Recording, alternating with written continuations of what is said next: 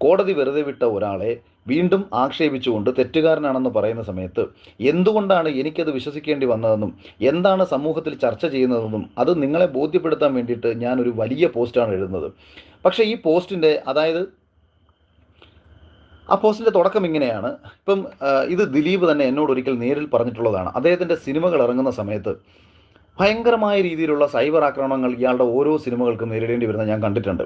അപ്പം ഞാൻ തന്നെ ഈ ഫേസ്ബുക്കിലൊക്കെ കാണാറുണ്ട്, ഒരേ കണ്ടൻറ്റുകൾ പല പേജുകളിൽ ഇങ്ങനെ ഇയാളെ ആക്രമിച്ചുകൊണ്ട് വരുന്നത് കാണാം. അപ്പം ഞാൻ ഇതിൻ്റെ കുറേ സ്ക്രീൻഷോട്ട് എടുത്ത് ഞാൻ ഇദ്ദേഹത്തിന് അയച്ചു കൊടുത്തിട്ട് ഞാൻ പറഞ്ഞു, ദിലീപേട്ട നോക്കൂ, നിങ്ങളുടെ സിനിമയെ തകർക്കാനാണ് നോക്കുന്നത്. നിങ്ങളെ തകർത്തു, നിങ്ങളെ ഇല്ലാതാക്കുന്നത് മൊത്തം ചെയ്തു കഴിഞ്ഞു. ഇപ്പോൾ നിങ്ങളുടെ സിനിമയാണ് ഇവർ തകർക്കാൻ നോക്കിക്കൊണ്ടിരിക്കുന്നത്. എന്തെങ്കിലും ഒരു 10 രൂപ മുടക്കിയിട്ട് തിരിച്ചെന്തെങ്കിലും നിങ്ങൾക്ക് ചെയ്തുകൂടെ എന്ന് ചോദിച്ച സമയത്ത് ഒരു റിപ്ലൈ പോലും തന്നിട്ടില്ലെന്ന് മാത്രമല്ല, നാളിതുവരെ എൻ്റെ അടുത്ത് അയാൾ അഖില് കഴിഞ്ഞ കുറേ നാളുകൊണ്ട് എനിക്ക് അനുകൂലമായിട്ടൊക്കെ സംസാരിക്കുന്നുണ്ടല്ലോ, അല്ലെങ്കിൽ അഖിലിന് ഞാനൊരു ഫോൺ മേടിച്ച് തരാം, അല്ലെങ്കിൽ അഖിലിന് ഞാൻ എന്തെങ്കിലും ചെയ്തു തരാം, അല്ലെങ്കിൽ അഖിൽ എന്താണെന്ന് വെച്ചാൽ പറഞ്ഞാൽ മതി, അഖിൽ നമുക്ക് വേണ്ടി കുറച്ച് കാര്യങ്ങളൊക്കെ സോഷ്യൽ മീഡിയയിൽ ഒന്ന് ചെയ്ത് തരണേ എന്ന് അയാൾ എന്നോട് ഒരു പ്രാവശ്യം പറഞ്ഞിരുന്നെങ്കിൽ അന്ന് അവസാനിപ്പിച്ചേനെ ഞാൻ അയാൾക്കുള്ള സപ്പോർട്ട്.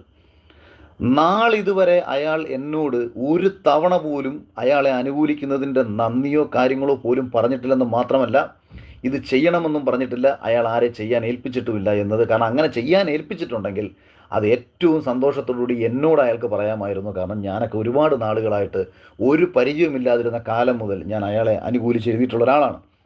അപ്പോൾ അത് പറയാത്തത് കൊണ്ട് തന്നെ അയാൾ എന്നോട് പറഞ്ഞൊരു വാക്കാണ് ഞാൻ നിങ്ങളോട് എടുത്തു പറയാൻ പോകുന്നത്. അയാൾ എന്നോട് അന്ന് പറഞ്ഞത്, അഖിലെ, സോഷ്യൽ മീഡിയയിൽ എല്ലാ ആൾക്കാരും എന്നെ അനുകൂലിച്ചാണ് എഴുതുന്നതെന്ന് വെച്ചോളൂ, കേരളം മുഴുവൻ എനിക്ക് അനുകൂലമായ രീതിയിലാണ് നിൽക്കുന്നതെന്ന് വെച്ചോളൂ, പക്ഷേ ഈ കോടതി എന്നെ ശിക്ഷിച്ചാൽ എനിക്ക് അതുകൊണ്ട് എന്തെങ്കിലും പ്രയോജനമുണ്ടോ?